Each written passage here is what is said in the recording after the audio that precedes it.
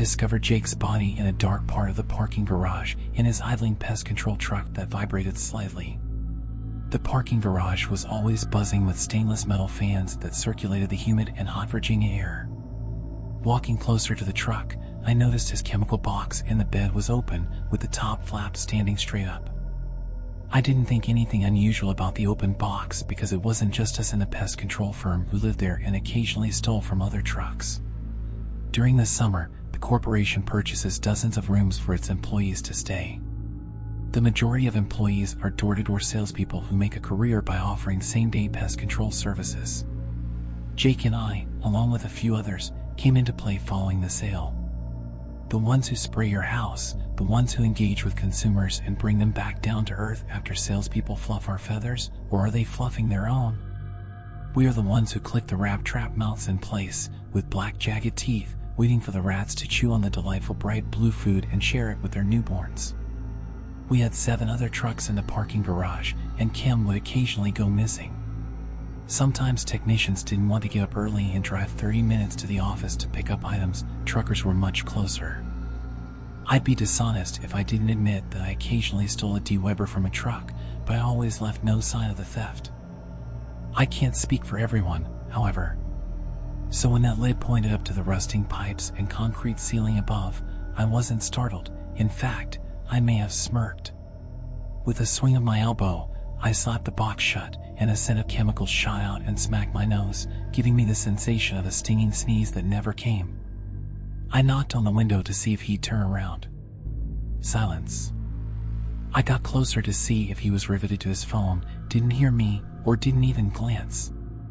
To obtain a better look, I raised my hands to the window and pressed my brows against my index fingers. The seat was fully reclined, and he lay as calm as a morning lake. I knocked on the smaller back half door. Tap, tap, tap. There's no movement.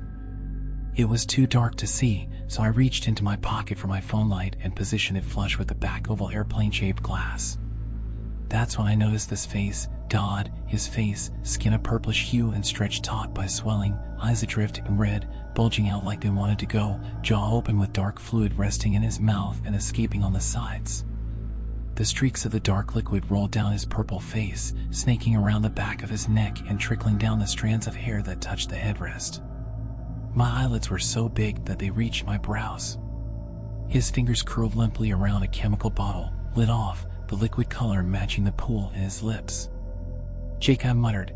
My voice seemed stolen from me, and my skin was tingling like an unknown channel on TV as heat took over. As I began to fall, my fingers streaked down the window. I passed out. 4 months pass. I'm leaving the building where it happened. I've wanted to leave this building since everything happened, but I didn't have the money. I intend to stay in Virginia for the winter and live with roommates from the pest control company. The salesmen refer to this time as their off-season because they are all departing and returning home, primarily to Vegas. My other 2 roommates work the usual technician routes, which include visiting 14 to 15 assigned residences per day, spraying chemicals, and setting traps to take care of the contracts that shady salesmen sold. I used to share a room with Jake. All of his belongings were removed either by detectives or the maid service. The other roommates in the building instructed me to combine the abandoned twin bed with mine, but I never touched it since I couldn't. I'm making this entry because I found something. Something I think was very close to Jake. On the last day of moving, I had packed everything but my mattress and box spring. While shifting my mattress lazily with the sheets still on, I lost grip and smacked his mattress, causing it to slide off the box spring and strike the wall. I got rid of my mattress and wanted to fix his bed. Preserve it. I placed my hands over his mattress as a wave of disorientation washed over me. My hands were moist, and I didn't want to touch his mattress anymore like a child doesn't want to touch an elderly person. I had to put it back. My thoughts warned me that if I didn't, it would haunt me for the rest of my life. Just as I forced myself to slide the mattress back, my middle knuckle slipped into a little groove and I came to a halt. I pulled the mattress to the right and traced where my knuckle had been, discovering a slit in the box spring. I hesitated, staring at the unnatural slash in the cloth, remembering how Jake and I used to make fun of our manager, who had a bone to pick with Jake since the first day they met, the new manager 2 years younger than us yelling at Jake to tuck his shirt in while his own, untucked, covered his belt and belly. A smile faded from my face as I was brought back, my entire forearm now in the slit of the box spring. My fingers gripped what had to be a book. I took my arm out of the box spring like a calf from its mother, half expecting to see red viscous fluids and small wet legs as my eyes closed slowly like elevator doors. But my hand appeared dry, and my fingers clamped around a book of some type. The outside of the book was colorless as if it had absorbed it instead. I sat on my flung mattress, surrounded by an empty apartment. I flipped to the first page as the spine creaked, saw Jake's name, and realized this wasn't a book. It was Jake's notebook. I turned through the pages, reading Jacob's musings about days spent fighting bugs and missing home until I reached the page. Sometimes I wish I wasn't so lazy. If I had removed the sheet off the bed, this would not have happened, and I would not have found the journal. The flat seemed to be silently closing on me now, as if I were in the digestive tract of a massive monster. The page, in huge dark letters he had written, "The lady in the basement is the reason why I am gone." I was stuck reading the words over and over, convinced I was seeing things. My heart was racing so fast that I could hear it agitating the fabric of my shirt with each beat. There was a dark arrow that seemed to suck in light and pointed to the right of the page, beckoning someone or something to flip it, which I did. In subsequent pages, he explained why. I clung to every word and began reading. 2 months pass. The warm, dense air has left, leaving a cold gray in its wake. Virginia feels less claustrophobic now that the heat is gone. Winter is gradually making its way into the scene, and breath is becoming more noticeable virtually every day. My new apartment on the 13th floor offers a beautiful view of Arlington. When people ask where I live, I tell them it's 5 minutes from the Pentagon, and I've said it so many times that it numbs me. This flat houses 3 people in total, thus the decor is modest at best. Our TV stand is an upside-down plastic bin, and our coffee table is another bin. At the very least, they are a set. The floor is covered in thick, worn carpet in a light brown color. The walls have the same pale, vacant appearance.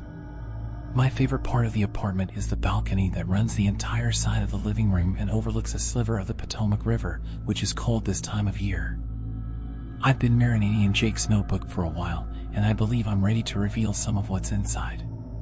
Jake goes into great depth about these events, so I'll just copy them down for you all to read. I believe that's best. Thursday, July 18th, 2020, 7 months ago, Jake's notebook. Today I have changed. My work phone rang shortly after noon, informing me that a house had been booked. Normally, I loathe salespeople, but the one who booked me was simply fine and tolerable.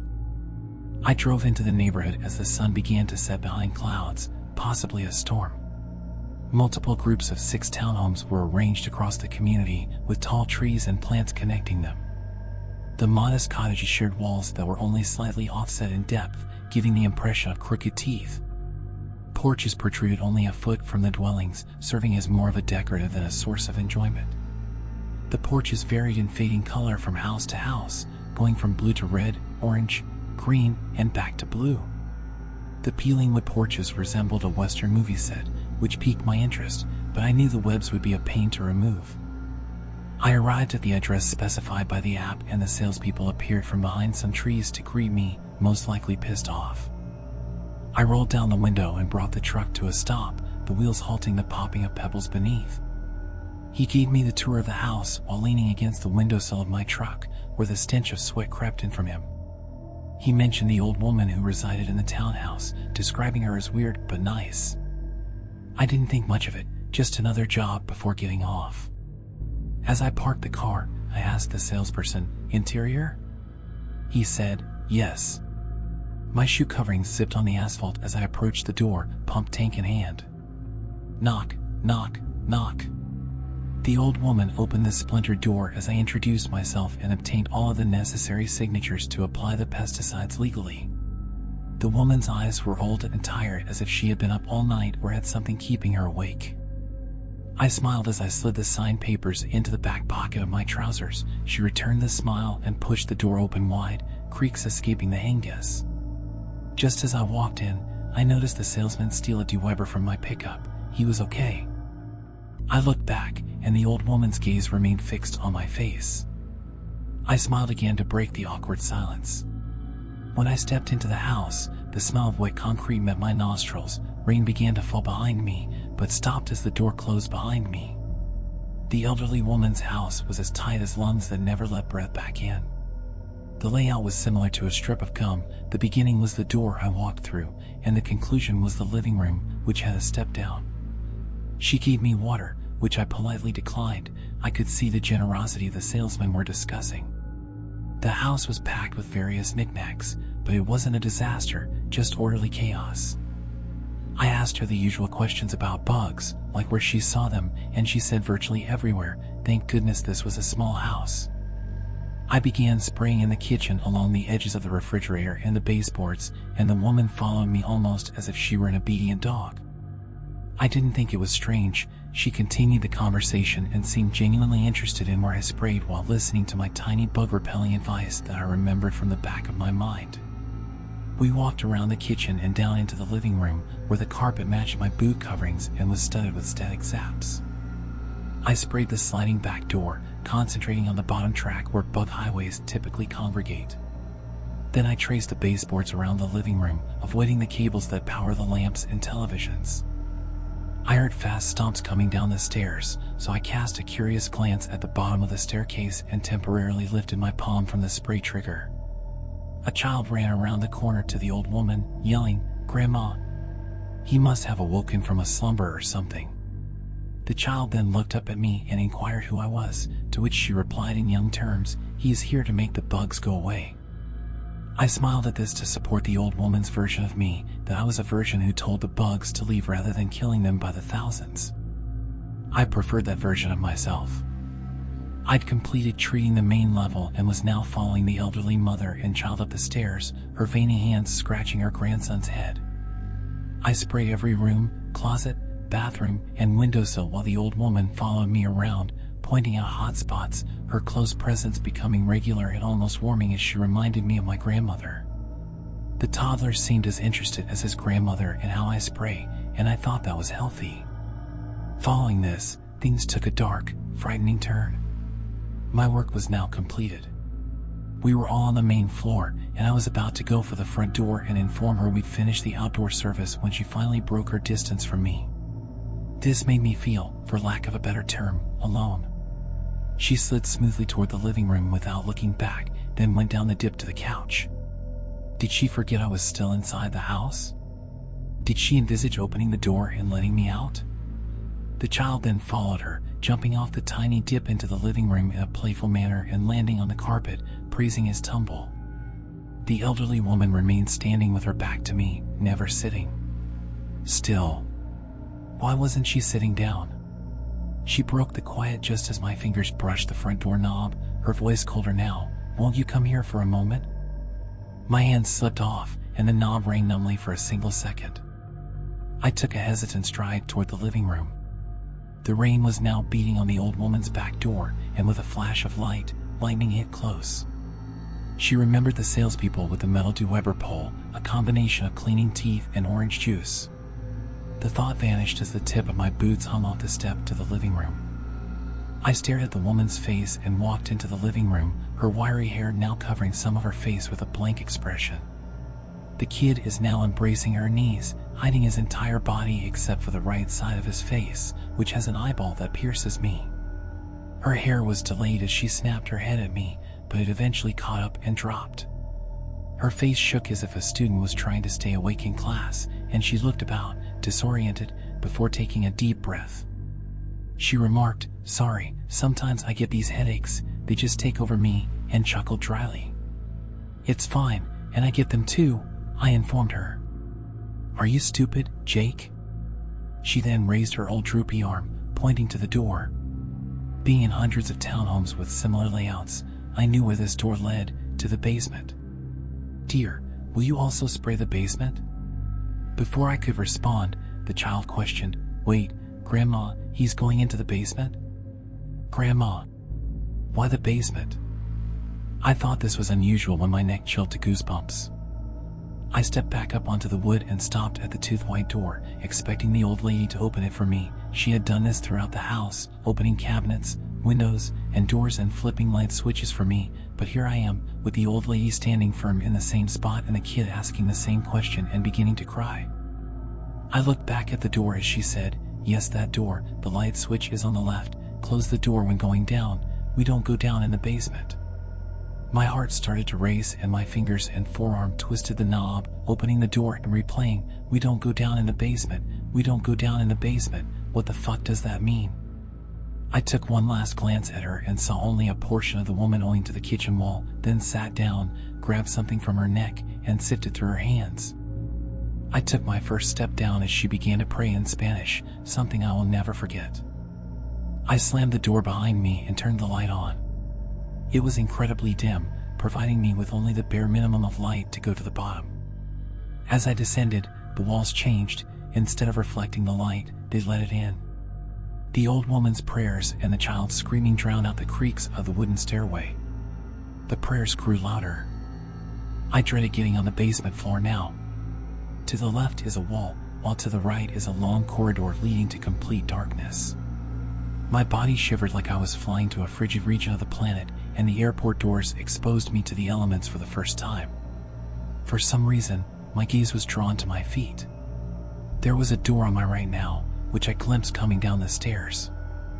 I slid toward it, my boot cover scraping on the carpet points, and opened it tentatively. The boiler room was dark, and the movement of the door brought a string into my vision. The light in this room, of course, is a string light. I pulled hard, and light strained to do its job.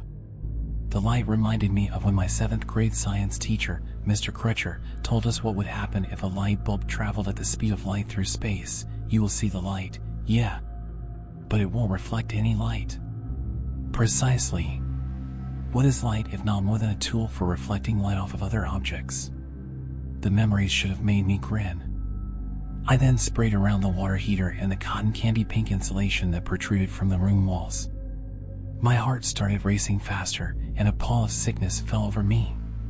The cold grew stronger. The place itself was sick.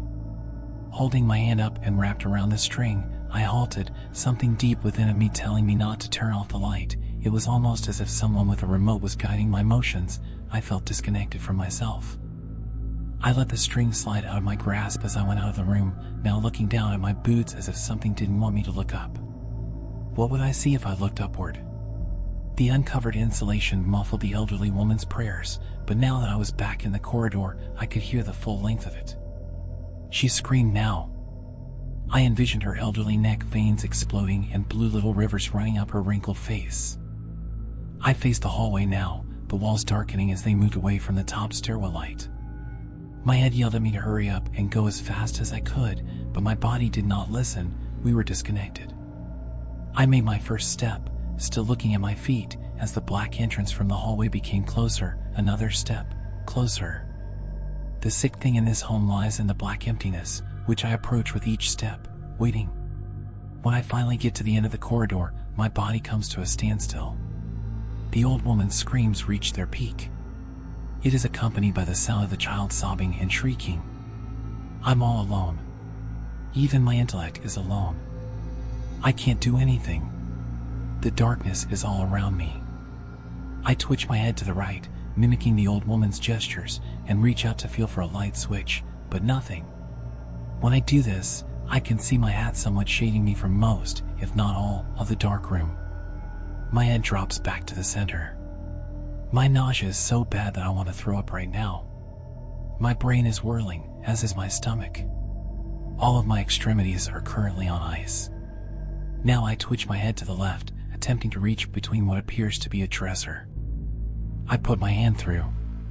My palm touches the sandpapery wall, and I feel a switch.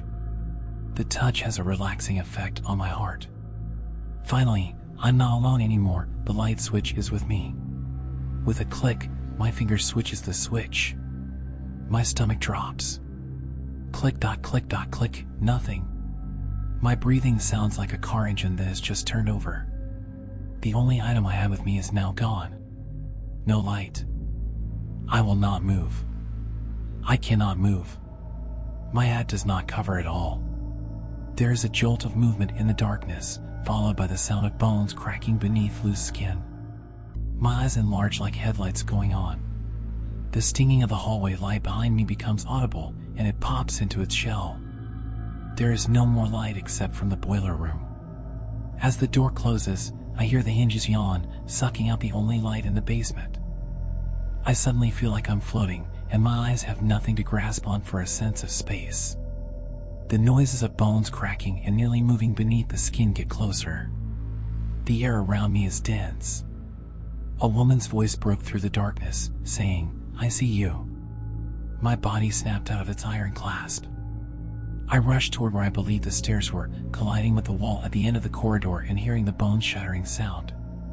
My shoe coverings slipped on the carpet, so I turned left up the first landing step. My claws sank into the steps as I regained my balance. The boiler room door swung open and closed repeatedly, almost as if clapping for something. The metal pump tank hit each carpeted step with a muted clatter. My skin was drenched with sweat as I sprinted up the stairs.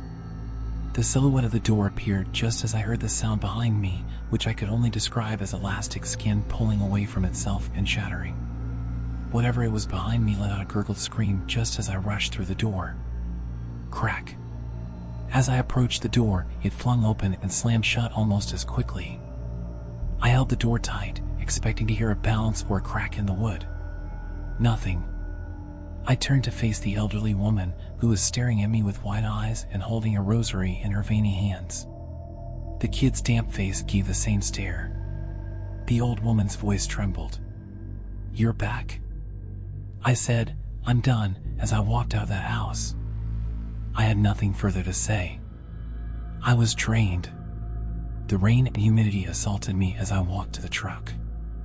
I placed my shit in the back and got into the truck. I called my supervisor and told him I had gotten sick and needed the rest of the day off. I am now writing this from a high rise. The rain is hammering against the windows. The heavy clouds turn everything gray. I needed to get this out. I can't tell anyone because they won't believe me. So I write, as I always do.